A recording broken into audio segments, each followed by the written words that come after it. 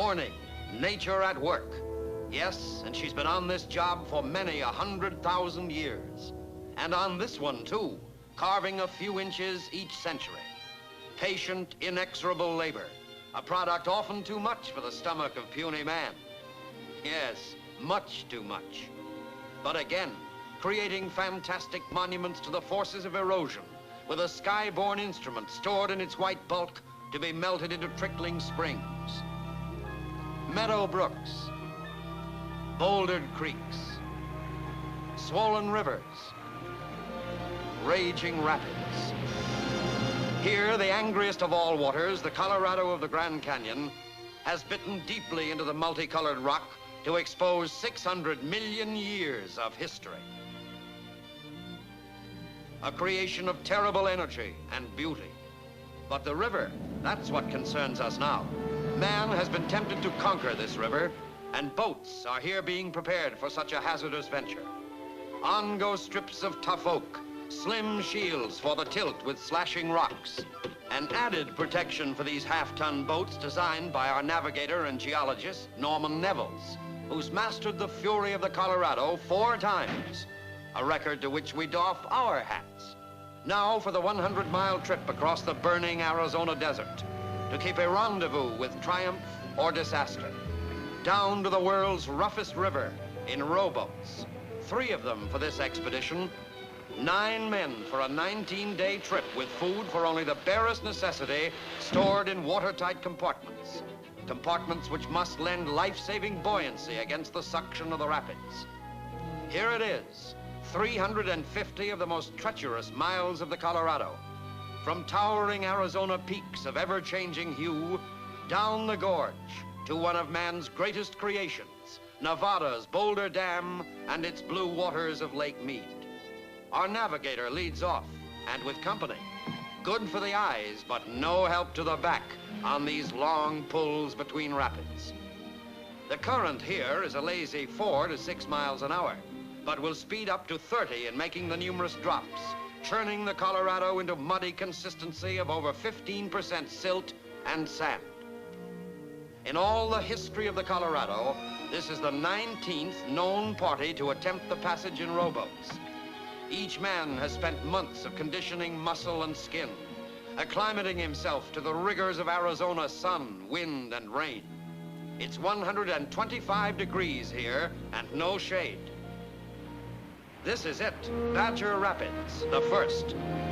As navigator, Nevels charts the course for shooting each rapid, and the region abounds in mute testimony of careless planning and poor equipment. About 125 men have started at various points, and some 60 have lived to tell about it. The first protection against disaster is a life preserver. Now, we'll follow Olson down the first chute.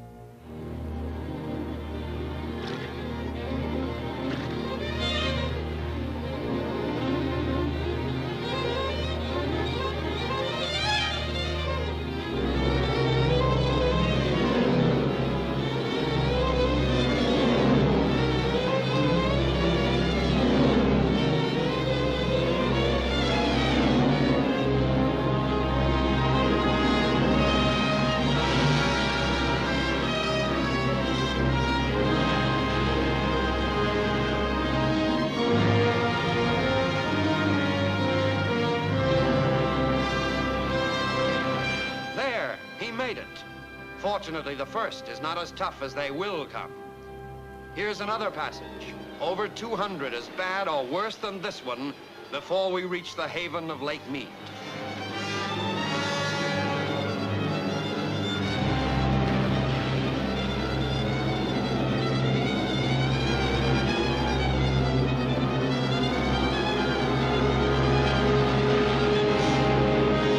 Keep those hands down.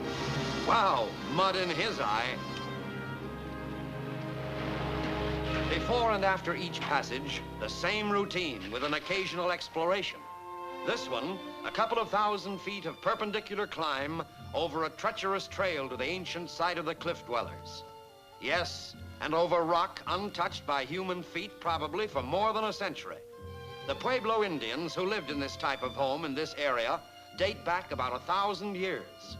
And though intrepid warriors, these Indians seem to be the only ones who accorded the river its due respect. They never ventured upon it. It just wasn't done. But here we go again. It is being done, and by experts. Nevels has perfected this technique for running rapids. He's approaching a suction pocket broadside. He turns. And into it, stern first. There, he'd have capsized had he been broadside. Facing downstream, he can time the strokes of his oars to miss the rocks and more mountainous waves.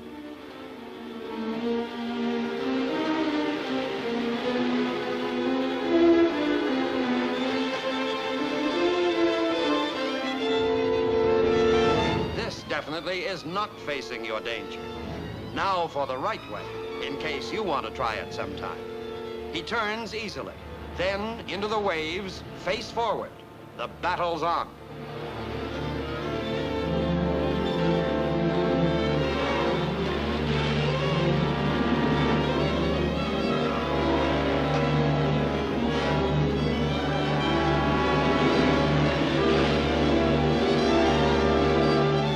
Only one portage was necessary, here at Hermit Falls. Excessive drop and gigantic boulders in the rocky channel produce falls and suction pockets which promise nothing but destruction for the boats and death to the men. So it's empty the boats, portage for equipment and food, and down the line for each skiff. A canyon which has been seen by few white men offered a startling contrast from the muddy Colorado. Blue, clear, sparkling water, a temptation not to be resisted. The animals of this canyon, having never seen a man or known his work, are more bored than interested.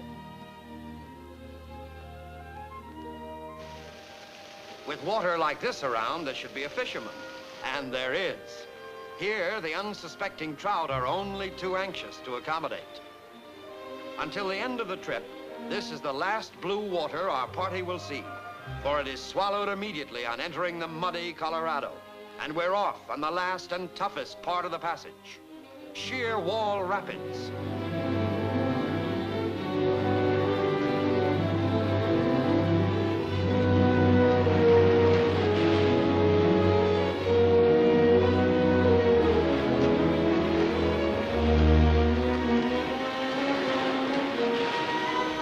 Upset Rapids.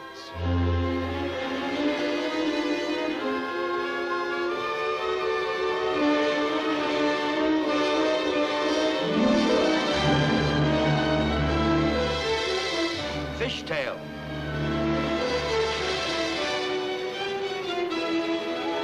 Sockdolager.